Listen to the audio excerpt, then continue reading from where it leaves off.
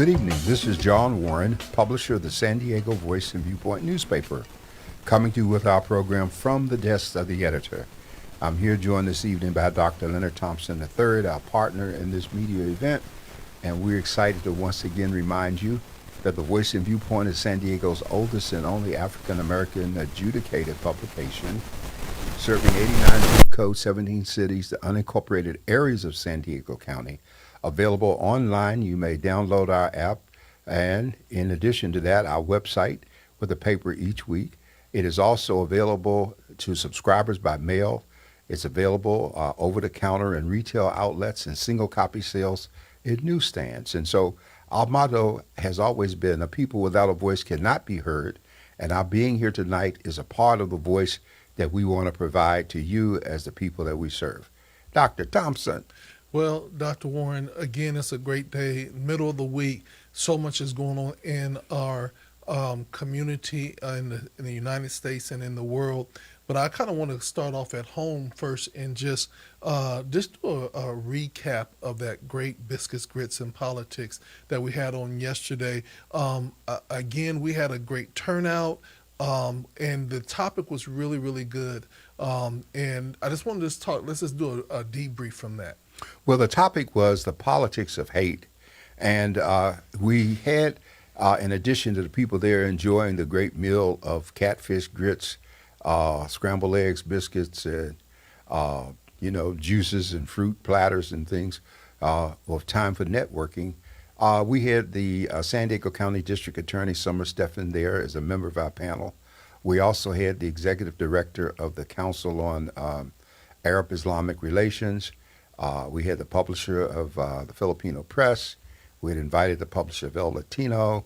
We had invited a sister from the Somali Family Services. Mm-hmm. And so all of these people were there, not just as the Summer Stephan helped set the stage in terms of what a hate crime is, but we were talking about hate itself, which fuels hate crimes, and how this is indeed a problem. And I started the program by helping people understand that hate itself is political.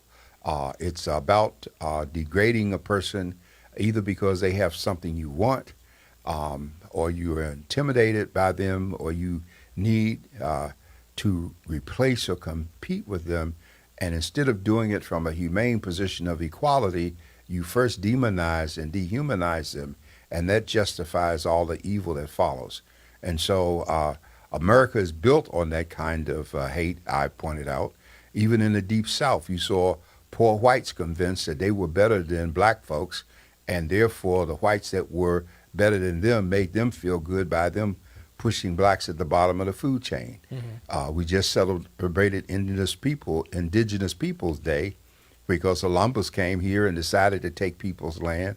We see paintings of Cortez landing in Mexico, staking the flag, talking about this is for God and King, while the people who lived there looking at him wondering, well, what's this all about? Mm-hmm. And so hate is an economic and it is a politically driven thing. And if you don't believe it, if you look back to segregation, if you look at apartheid in Africa, you will see that economic gain over the people that were disadvantaged was always one of the underlying foundational principles of the hatred that was directed toward people to justify the inhumanity and inequality that followed. So we had a very good session, good dialogue and exchange, and it's online. It was online within an hour after we finished, and we are going to be doing much more in conjunction with the California State Library ethnic media outreach to stop the hate and spread the love campaign.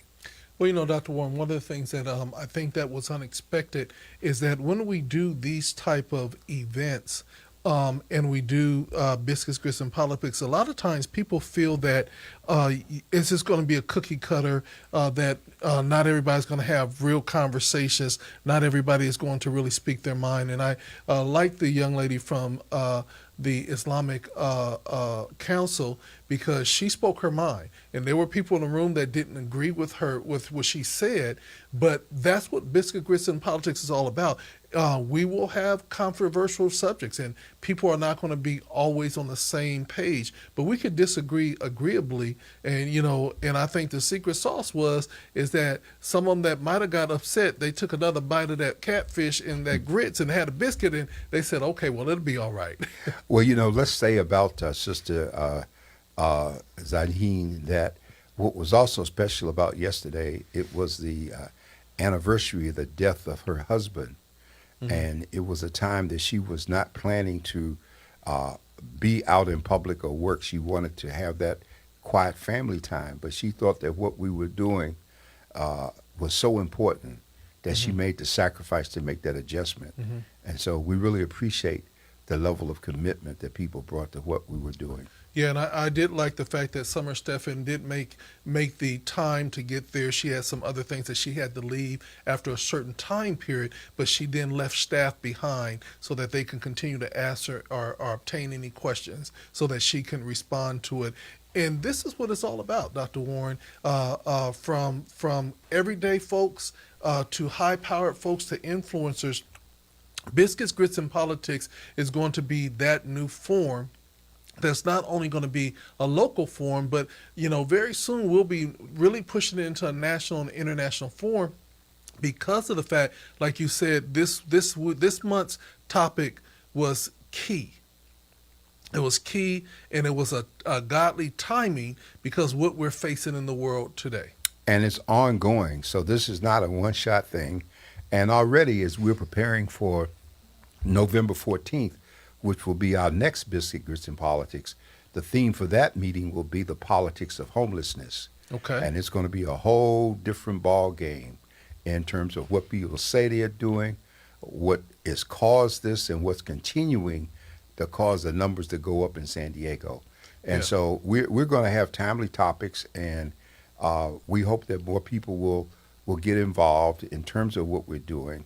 The one thing that's always been missing here on the West Coast was the kind of gathering and dialogue that is a part of everyday life and group discussions on the East Coast. Yeah. And I'm finding it increasingly difficult when you have these difficult conversations to get people on the West Coast to participate in a dialogue. It's like people are afraid to speak. And any other time they would be talking. So that's a part of my frustration because I'm used to interacting with people who are thinking and expressing. But nevertheless, with the help that we had from GOD Radio, your staff, my staff, and all of the people who were working hard, I think it was everything we hear is that it was an extreme success. And the beauty of it is that once it's over, because we agreed to stream when we reach our magic number of 100, once it's over, it's up there. You can go to our site right now, our website, and you can watch last month's biscuits, this month's biscuits. You can watch the ones that we did before the pandemic. Everything we do is on the site.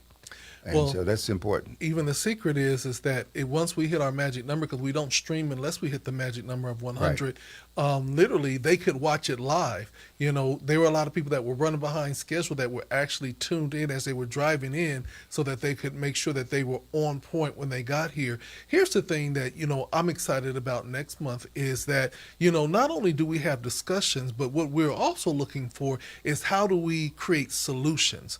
After we talk about something, how do we then start working on solutions, and what are some of the solutions? So we're inviting everybody who's been doing something in the homeless community, everybody who has this as a major concern, which should be all of us, because it is not just a Southeast or a issue or an El Cajon issue. It is a citywide issue. Come, like somebody said, let us feed you. And then after you feed, now it's time for us to work. You network, you eat, and then it's time to have dialogue, and then it's like, how do we work? This is not a forum that we attack each other, because here's the thing.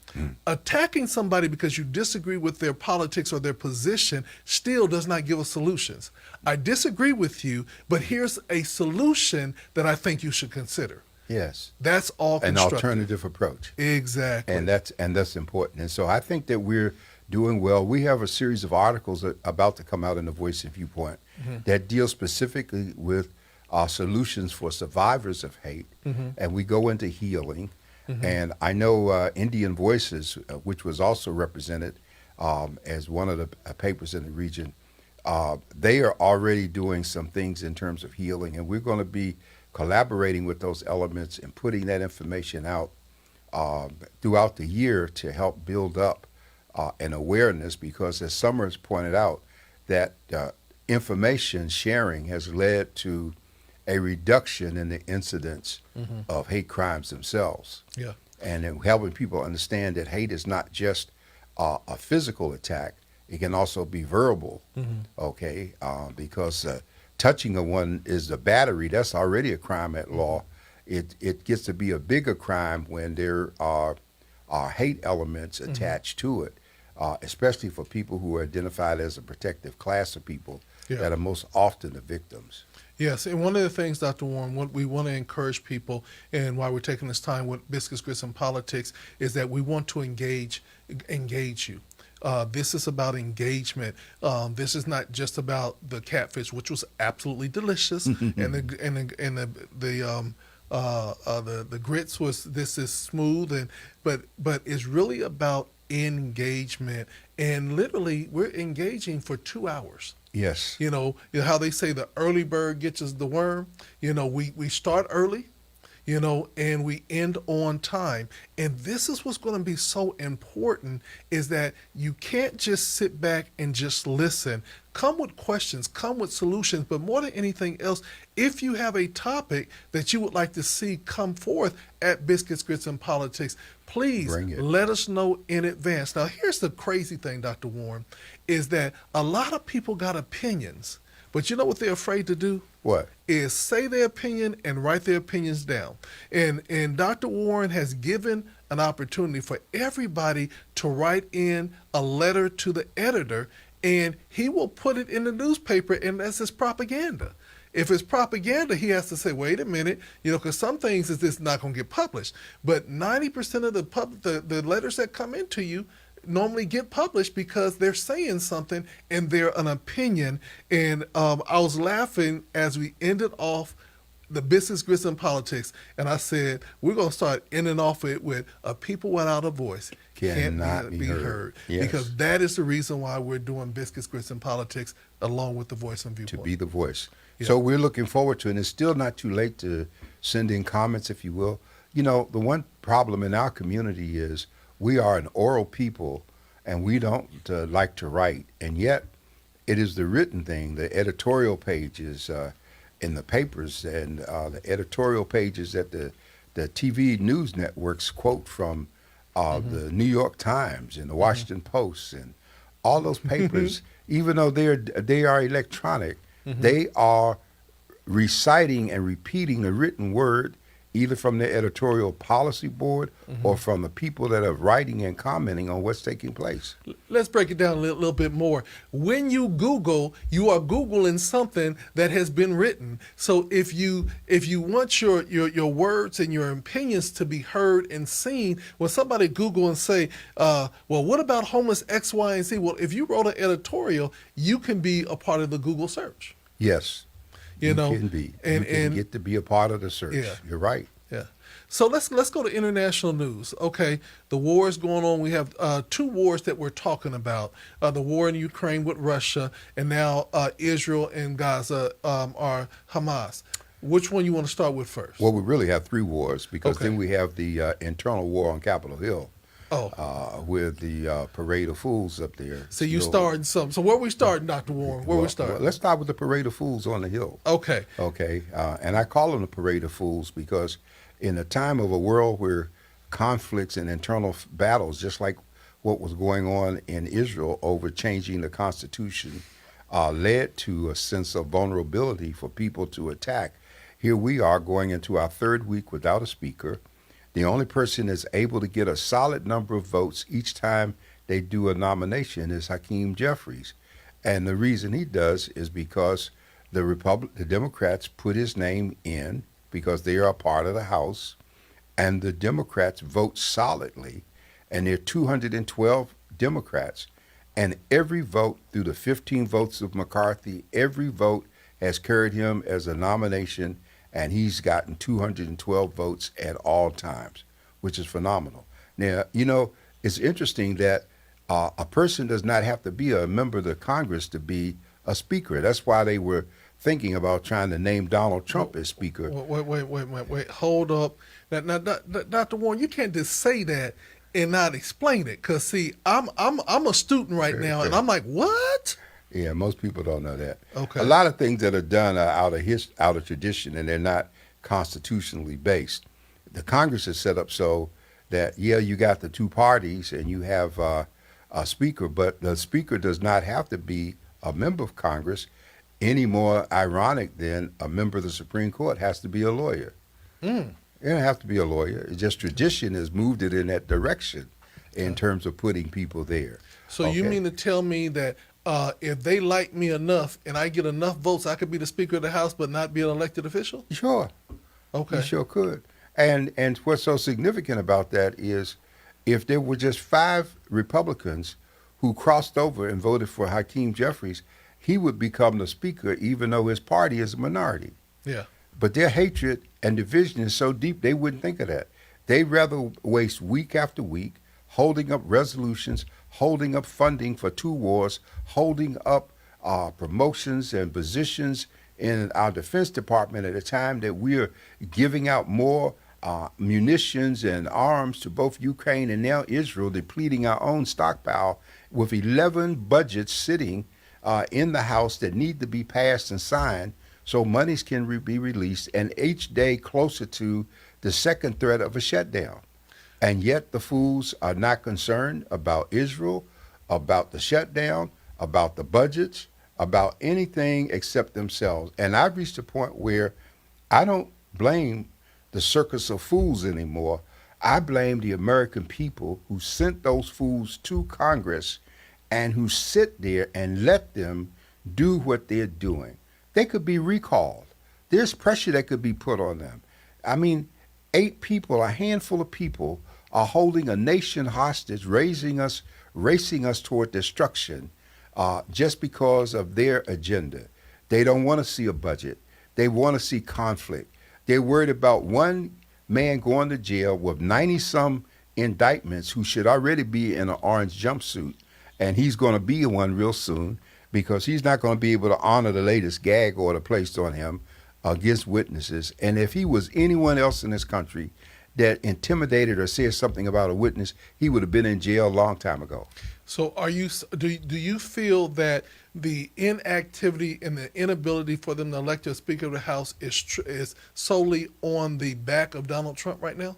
No, I think it's on the inability is solely on the back of the people and those who are in office who have drank the Kool-Aid with Republicans. They are noodle-weak cowards who refuse to stand up and honor the oath that they took. Theoretically, they all should be brought up on charges just because of what they're doing. They're not protecting and preserving and defending the Constitution. They're rushing the country toward destruction with no concern whatsoever about it. Won't even empower an acting speaker to take any action and won't make any. And the Democrats are right not to cross the aisle to help them. Why go over there and help them with the problem and then have them come back? That's like, the frog or whatever it was giving the thing a ride across the pond and then being bit on the other side. Yeah. So let me ask you this question, and I'm going to pull out the wisdom hat. Is there anybody in Congress right now that you think could get to be Speaker of the House? Is there any recommendation if you were to go up there and say, listen, parade of fools, put this person up? Do you have anybody that you would recommend? Well, yeah, they wouldn't put him up, but I would recommend Hakeem Jeffries, the minority leader, who, if the Democrats had gotten 5 more votes, they would be the majority, and he would already be the Speaker of the House. But they would rather destroy the country than yield to a Democrat being in charge, because that's all they do, and they can't get votes among themselves. That Jordan came up 22 votes short today, 2 votes shorter than the last time they voted. Yeah. McCarthy took 15 votes, and they got him out on one count with 8 people voting against him. So it's all about them. They haven't done anything proactive in this Congress that's come from the Republican Party. Nothing. Yeah. Their whole position is built around attacking whatever the Democrats offer. Can you imagine where we would be if Donald Trump had been in Joe Biden's place during this conflict? Russia would already be running Ukraine, and the conflict over there would be so that Israel would be confused. The rest of the world wouldn't know what to do because he alienated people in the UN and the NATO because he told NATO they weren't paying their dues and he wanted to come against them. And now people, the world in terms of the East thinks like a microwave. America is I mean, they think like a crock pot. America is like a microwave. They make long-term plans. You better believe when the Hamas decided on this attack, the murder and massacre, they knew they could not win, but their purpose was to kill enough people and to make it brutal enough to make Israel come back with an emotional response that would have Israel do what they almost did, go in and kill all of the people in Gaza, which would have then rallied, as is already done with what happened with the 487 people killed in the hospital. It rallied the Arab world with feeding a lie to them that Israel dropped the bomb when the bomb came from, the missile came from a terrorist bomb that went sour, burned out and fell on the hospital and killed people. And so this was the plan. And what was behind the plan? To block the relationship that is beginning to develop between America and Saudi Arabia. And it's even more sad when you look at the UN and you saw Biden shaking hands with MBS, Mohammed bin Salman, the leading ranking person in the Saudi kingdom, when he was the one who ordered the murder of the reporter. That they never found the body and they cut up in pieces and smuggled out of the embassy. Yeah. Okay, so we got all kinds of drama, and meanwhile over here we're acting like life is a lark in Meadowbrook Park. Everything is just fine, and we just riding along. Oil is going up because people are panicking. We got a second battle fleet that's there, and Iran is flexing their muscles, and Lebanon is trying to act like they tough, and both of them going to end up getting bombed if they push the envelope. So one of the things, and that has been a challenge, is will they reenact or will they reinstate, the draft program here in the United States? No, they don't want to reinstate the draft. They need to. We should have never gotten rid of the draft. In my day, the draft was there. You had to do the 2 years. Every country's got something. In Israel, you mandatory military training. North Korea, elementary school going forward. Every place in the world, there's a sense of nationalism, responsibility instilled in the youth as a part of what they must do to defend their nation, except this country. This country has gone, it's gotten worse than Rome was when it was collapsing. Everything goes, committed to nothing. God is thrown out the window. All kinds of habits and lifestyles prevail. Everybody wants to fight you over anything that they disagree with.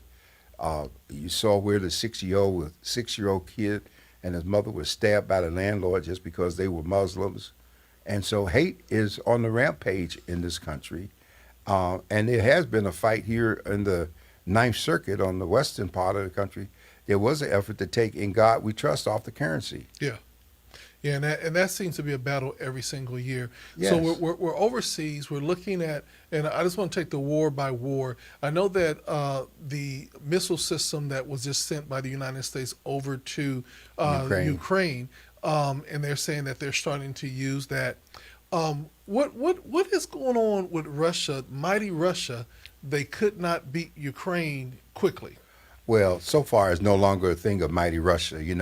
The Soviet Union was made up of 11 to 14 different entities that had been brought together. And when that collapsed and those countries went off and became their own, I have a neighbor that's Ukrainian, and we were talking yesterday, I believe, and we were sharing. I'm always talking to her because her son was a member of parliament in the Ukraine. Her grandson is over here in some military academy. She and her husband came here in the 60s, and he was an economist and she was a scientist, and she was telling me that we speak the same language as Russian, and I said yeah, because of the history, because I was fascinated with the history of Russia going back to the Genghis Khans and followed the great Khans, the Cossacks, and all of those.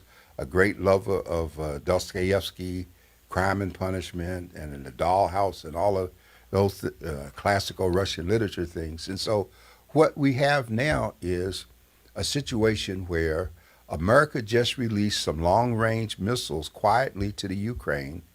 At the beginning of the war, it was afraid to do so because of Putin's saber rattling, and there was a feeling that if we do too much, then that was going to pull Russia in, and we were going to be in World War III. Mm-hmm. Now it seems like we're no longer worried about what Russia thinks. So we've already given some planes to them, but these long-range missiles in the past couple of weeks have allowed them to strike targets within Russia. Mm-hmm. And so they bring in the bread back to Putin's backyard. And they are making some gains with this. So I want to ask this question, and maybe you can help me with this. If we're at war, why is it seems like always where the leader is or the president is off limits? Say that again. Okay, so if we're at war and we know Putin is in the Putin house, if you will, where he is, why is that off limits? Why don't they attack that first? Well, there's a number of reasons involved in why we don't. Because first of all, Putin has a nuclear arsenal.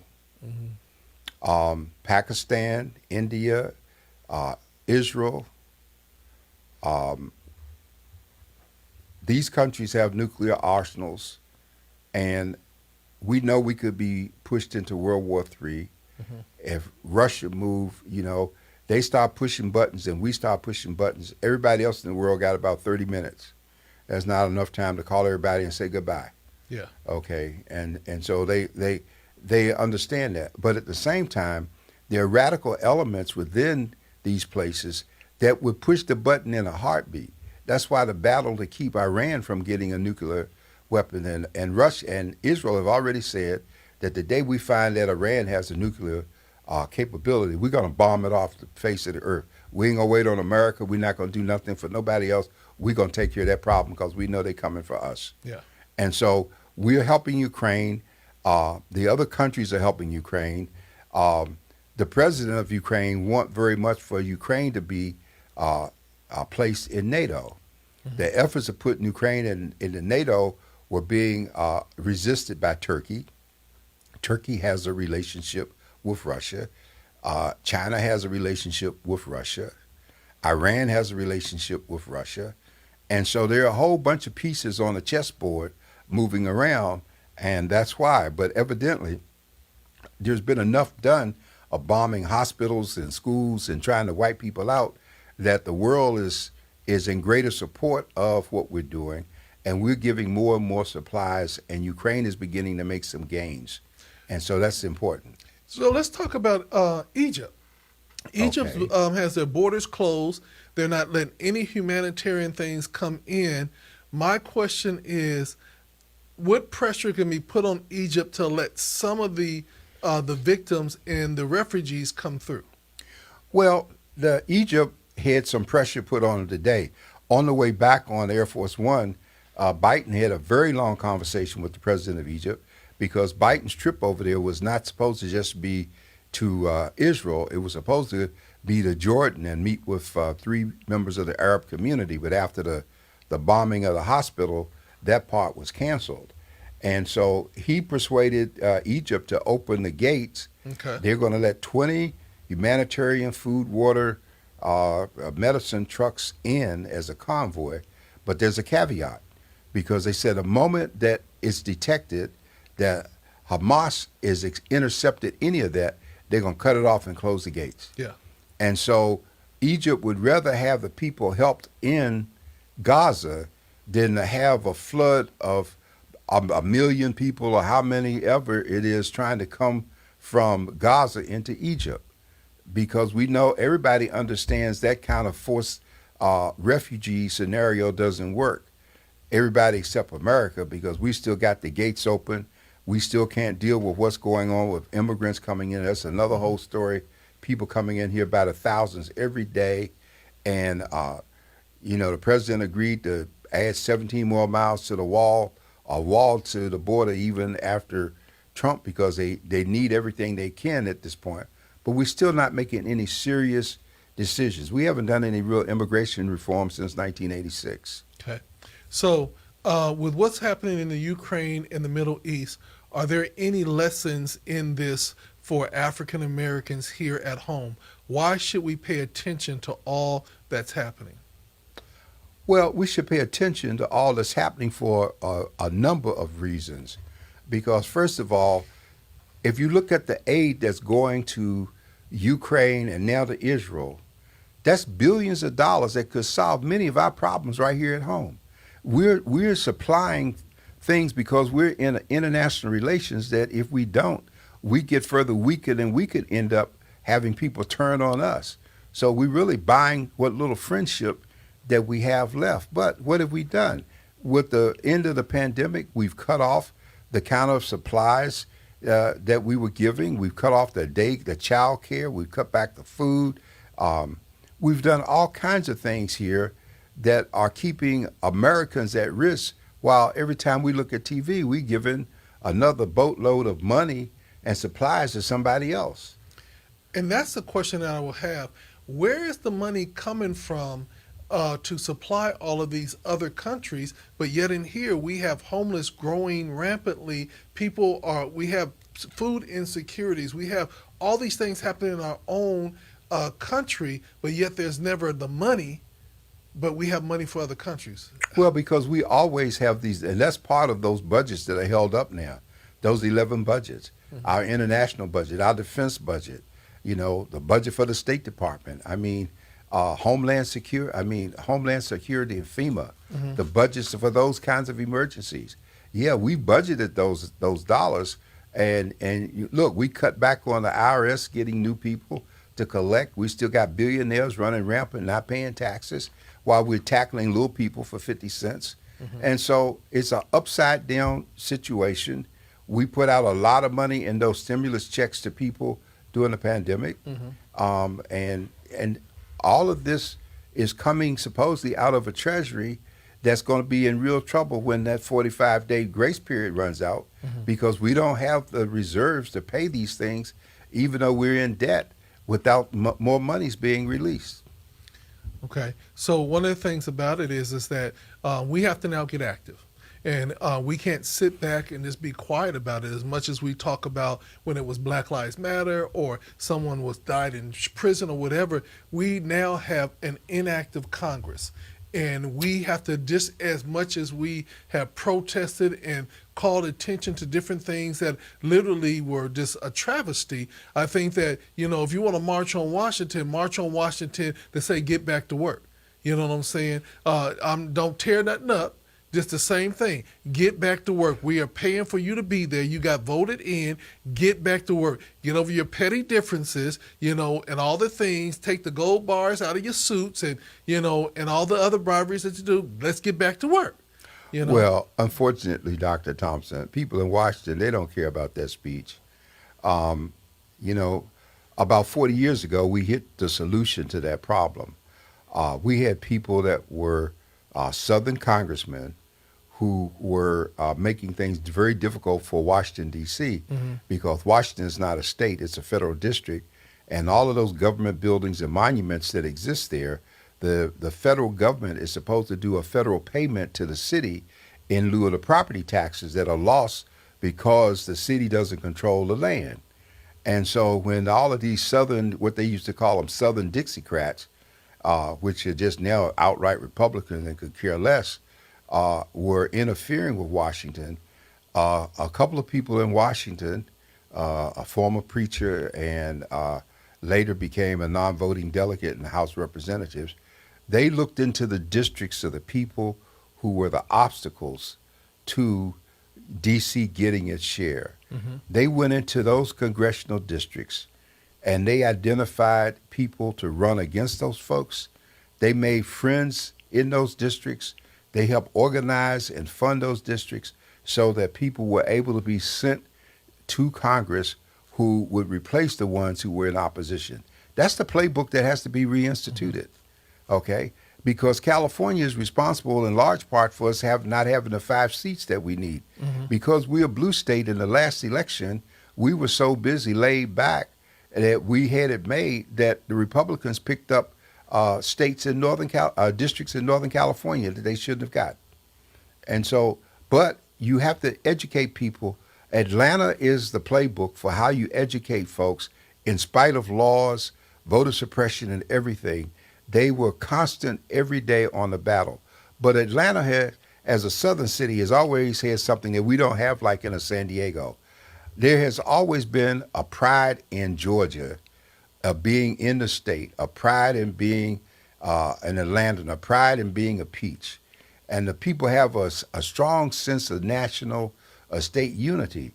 We don't have that out here. We just got a collection, a hodgepodge of people from every place who don't speak the same language, could care less about each other for the most part. Some good Samaritans will surface in a crisis to help others.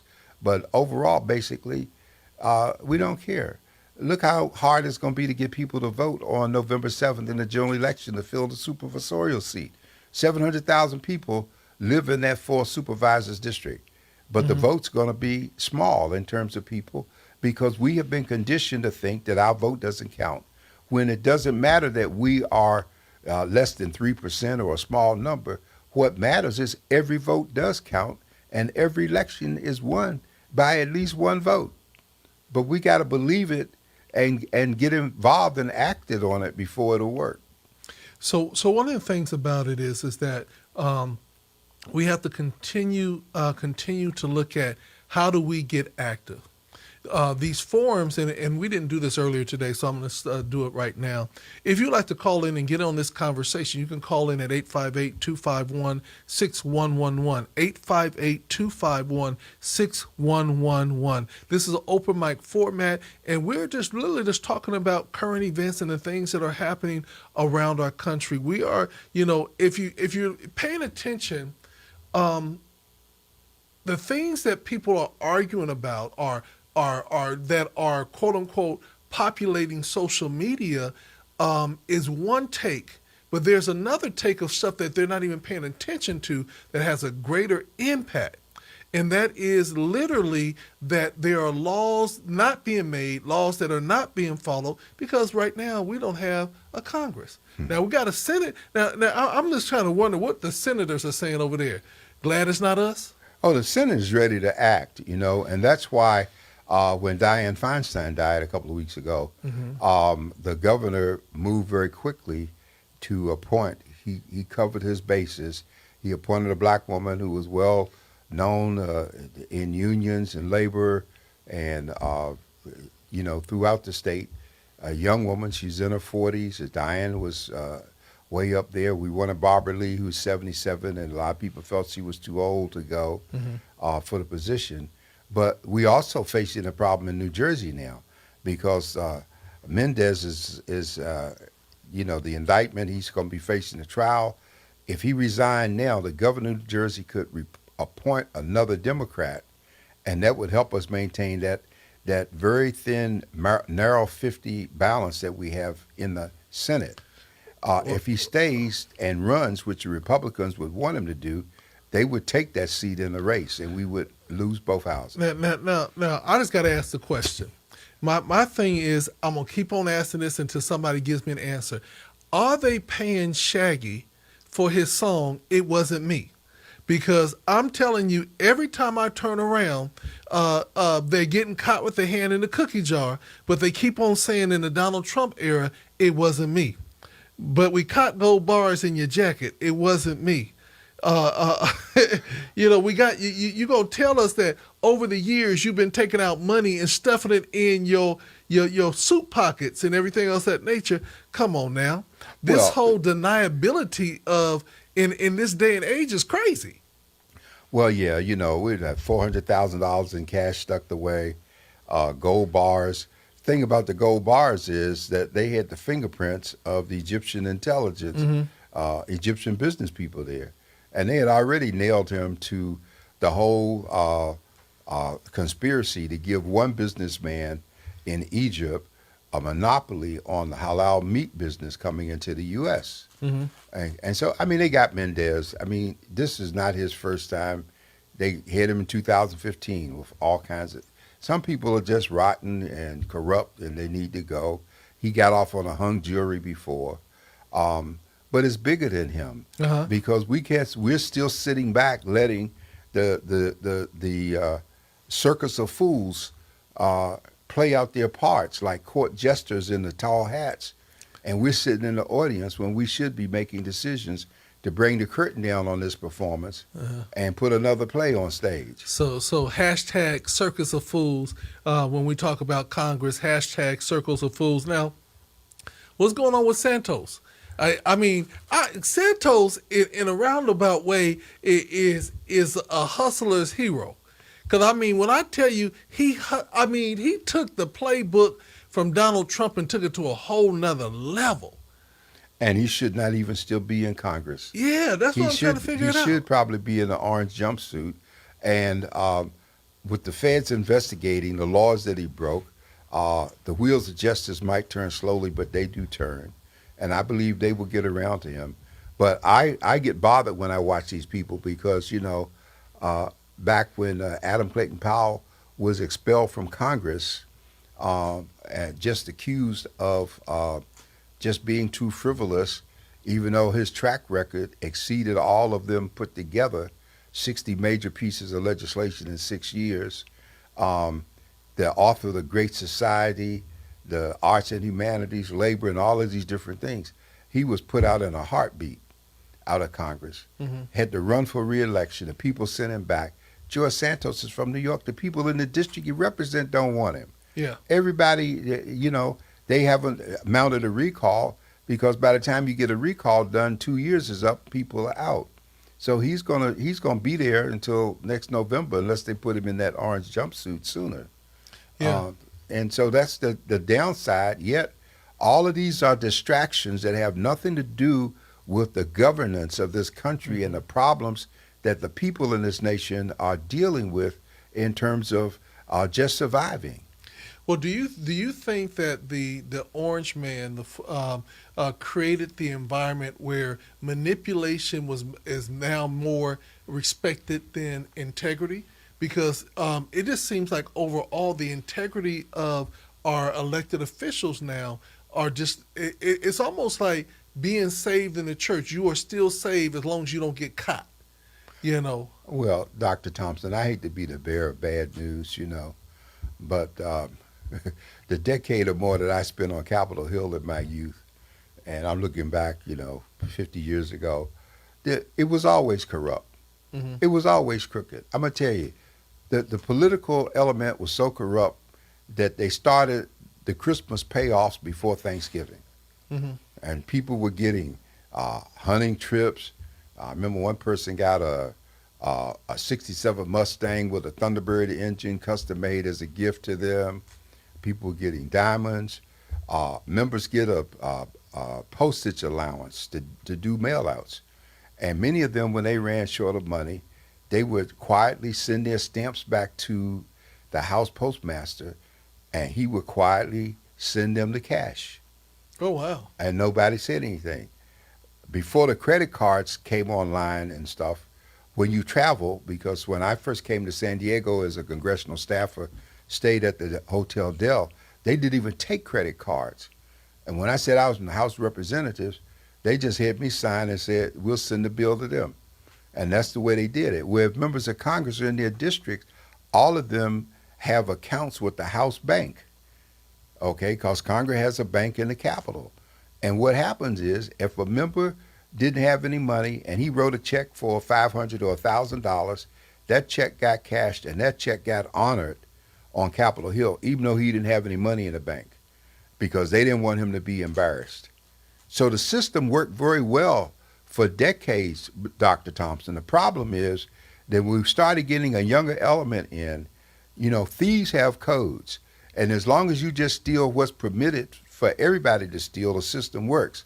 But when you start stealing more, than the daily share that everyone is supposed to take, then you have a problem.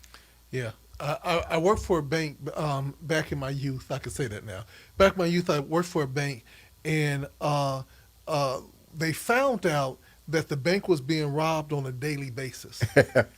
And it wasn't until the accountant came in and said, something's wrong with your books. And they said, well, what do you mean something's wrong with our books? They said, all your transactions at the very end, when we total everything up, everything is 0, and there's no junk. And the junk is the fraction of percentages are, and they said there's no junk. So so somebody's taking the junk every single day off of every transaction. Yep. And so they found out that every single day about $300,000 of junk, fraction things, were literally being siphoned off, and that's how they caught the person, is because he wasn't smart enough to take fractions of the junk. He kept taking all of the junk. All of it. Yep. Yeah, so there's all these things that a lot of people don't know. They think that, well, a penny's a penny, but in the banking system, you could have an eighth of a penny. You could have, transactions have fractions versus just even and kill. And if you just set to take the junk, that is a high, you can make a lot of money just on the junk. So today we are living in a society that no longer respects the rules of thieves and tradition and how you steal. People taking all they can, when they can, what they can. Those who get caught apologize, but then we make excuses and how we let them off, and the rest of us are still paying. And so it's the kind of decay. But we don't want to be just bearers of bad news. We just want to say, we want you to be aware that these things are happening. And if you are aware, then you can start taking some steps. Right now, if you look at where we are, we just entered a new fiscal year. But, smart people, we still going to all the fast food places. We still buying the beer, the liquor, the potato chips, the soft drinks, and all that stuff. We ought to be pocketing that money. We ought to be holding on to it instead of letting credit card debt go up. We ought to be streamlining some things and seeing, how is this going to play out? But we don't, because America wants everybody in debt. I think the national debt is over over $600 or so many thousands per every man, woman, and child in the country when you look at it. Yeah, and the thing about it is simply this, is that we have been so blessed in the United States and so blessed in America that we don't think that we will ever hit those hard times.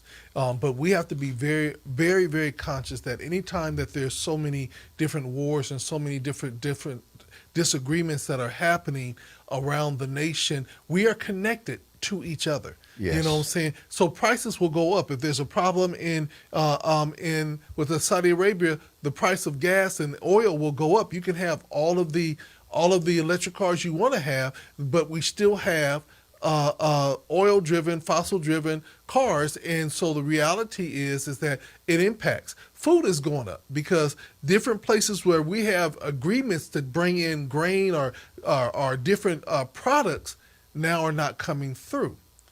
Some people are holding on, and some people like China and in other countries, they're purposely giving us everything that we want so they can slowly, surely hook us, and then when we were hooked, then they start drawing it back and back, and they know that if they do it slow enough, we'll keep on paying and the price will keep on going up. So we have to just be very, very mindful that we have to still control the narrative. You know what I'm saying? Jack in the Box, and I use Jack in the Box as an example because I call Jack in the Box one of the biggest pimps in the whole fast food game. When they brought in Snoop Dogg to advertise for their munchie meal, their late night munchie meal. So they advertised them for cannabis and cannabis eaters and their food. And everybody thought, ooh, I'm getting ready to go get me a munchie meal. And I'm like saying, but they're literally doing this out loud. I'm looking at how they're doing the commercial. They're not using curse words, but they're using curse vernacular. It's the sheet. Talking about it's the sheets, but everybody else know what that really means. You know what I'm saying? So we just have to be mindful that there's this plan to hook. It's a capitalistic way to hook you, and we got to get ourselves unhooked. Well, if we wake up, I want to say some of us are woke, WOKE, in the midst of everything that's happening, but too many of us are not. And Frantz Fanon, the black French Algerian psychiatrist in Wretched of the Earth, I believe, forgive me if I'm quoting him wrong, he often talked about how oppressed people will not struggle until they really can't breathe from the oppression, and then they got to struggle to live. And so many of us are going to be okay. The prices can go up, and we'll squeeze out the difference. We're not going to stop and be concerned about it. Okay, but then when it's known that that's the MO, there's no need to make change. Yeah. And that's where we are, people taking advantage of us. Yeah. You know? And the funny thing about it, today I got an email from my car dealer and said, based on the car that you drive now, we have found the perfect used car, what they say, pre-owned vehicle for you. And I started laughing. I said, that I'm at the point of being out of debt, and they don't want that to happen, so they're going to dangle something else in front of me to put me back in debt. Oh yeah, they got to. Yeah. And that's the trend. A lot of people say they would love to be debt free, but they don't take the steps to make it happen. Yeah. And it just make adjustments.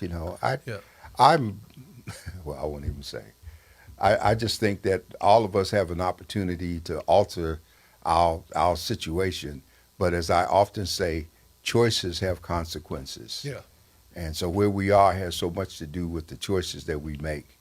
And where we're going to be tomorrow is going to be impacted by the choices we make today, whether we do some sacrificial actions so that we defer gratification, or that we just keep on trying to get everything we need now.